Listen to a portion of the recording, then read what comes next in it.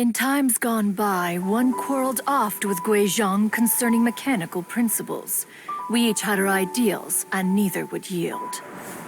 Under the pretext of a social gathering, one invited the impartial Rex Lapis to judge the quality of our creations.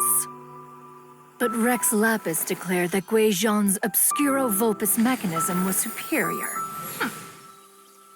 Though one was too proud to acknowledge it, in one's heart, one knew that Guizhong was indeed the superior talent in the mechanical arts. As for the story between Guizhong and Streetward Rambler, that begins with a certain bell. In Guizhong's opinion, while mechanisms were no substitute for human composers, they were yet capable of producing simple but fine melodies. But Streetward Rambler believed music to be an expression of the soul, an emotional enterprise that could never hope to be replicated by machinery. They argued endlessly, until one asked Rex Lapis to intercede. He confiscated the bell and designated it for ceremonial use. Thereafter, one would often find them convening in the mountains, discussing music, mechanics, and all the affairs of the mortal world. But these good times were not to last.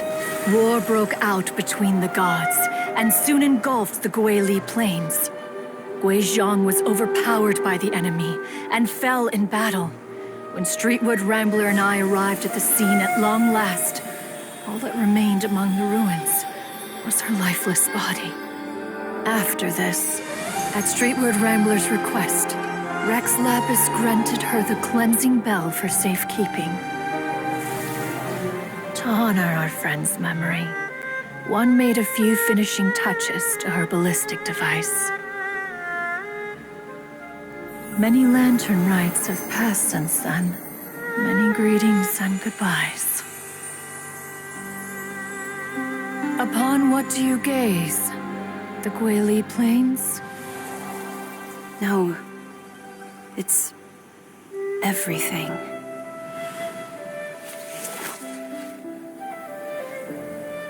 We think of human life as like a lantern that's lit one minute and extinguished the next.